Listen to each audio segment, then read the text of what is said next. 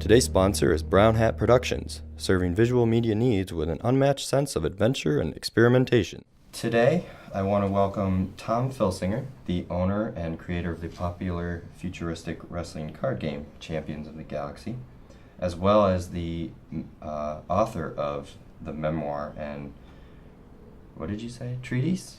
Treatise. Dark Menace of the Universe. He now has a new book coming out titled Shadows on the Road, which is an account of his observations and musings during his trek from New York to California. So thank you for coming on. Thank you. It's nice to be here, as always. Yeah, it's your second time on. Different set, huh? I was on the first show. Yep. The inaugural. And for you, it's been all uphill since then. Oh, well, we can hope. So what gave you the idea for this book?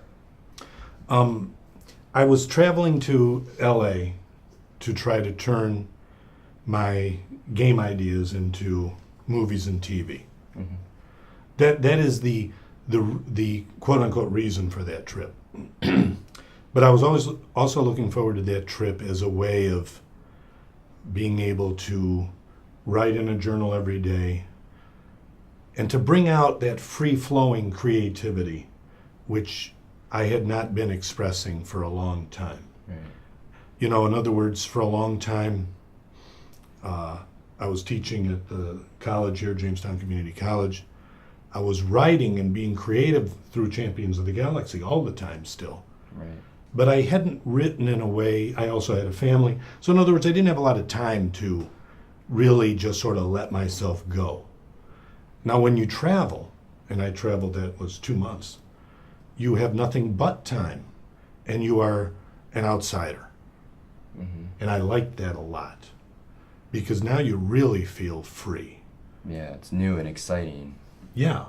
You're not answering to anybody when you get up in the morning. You've got that freedom, and Jack Kerouac talked about that, who wrote the classic On the Road, about when you're on the road, you know, everything is open to you.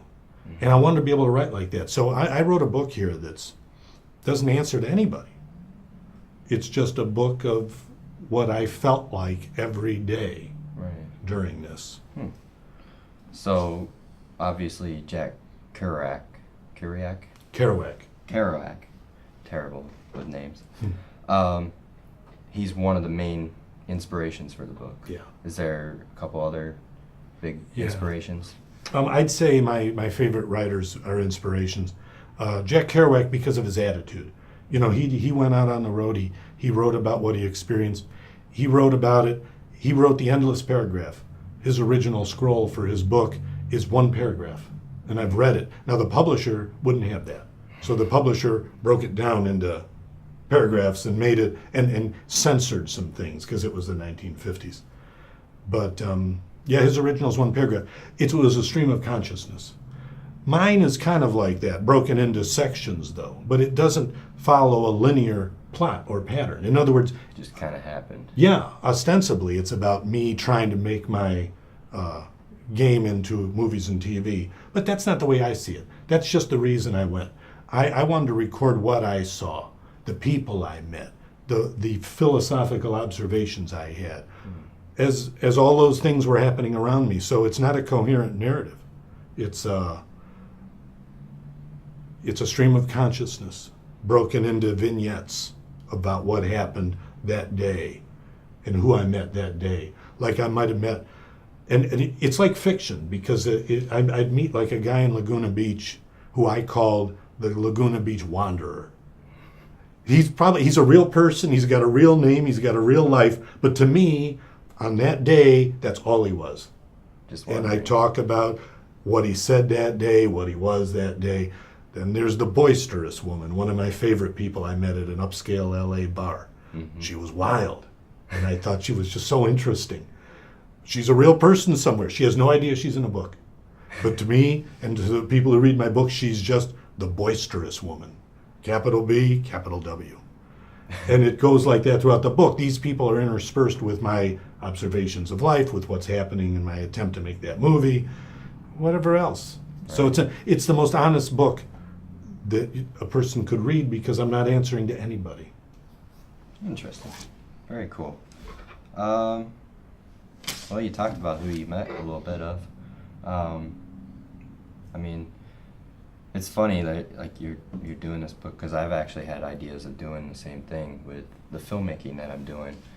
Possibly, almost like Forrest Gump, just walking out, not even driving out, but just walking to California, and on the way, blog it or something like that. Take my camera, and so we all have that. I think artists in general have that freedom attribute. They want to be free in doing things. Yeah. So I appreciate that in you. What else? By the way, about that freedom thing, that's true. That's what it is really all about. Not answering to somebody. That's a big part of it, Yeah. Right. For example, if you're producing a movie or something, and you've got a vision, at some point the question becomes, how can I sell this? And as soon as you start asking that question, I don't think it's a bad question, because there's the real world. But you don't want to compromise too much of the strength of the vision.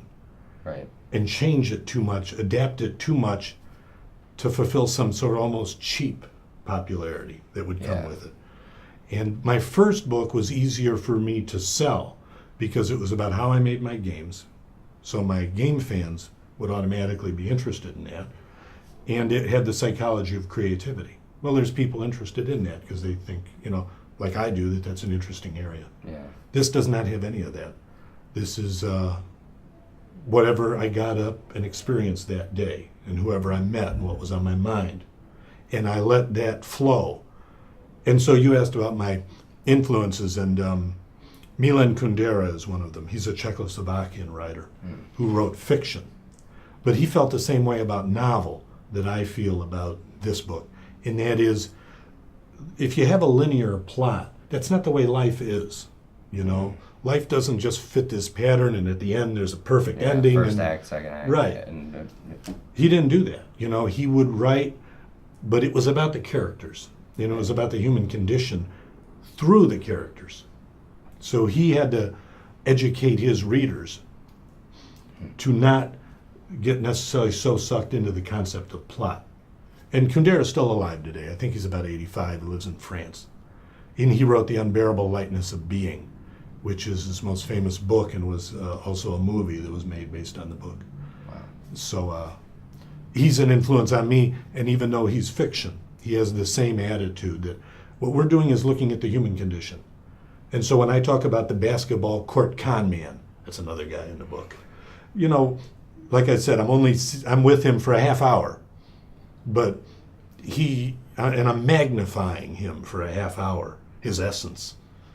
It's a caricature of him. Right. But it's also all of us. That's really the point, it's not just him, it's people. Cool. All right, so I guess the book release party, which is also the book release date, pretty much, is June 28th at the Third on Third Gallery at the Reg Linné Center for the Arts. That's on 3rd Street in Jamestown, if you don't know what Third on Third is. So, yeah, anybody's invited. Yeah, it'll be a good time, I'm sure.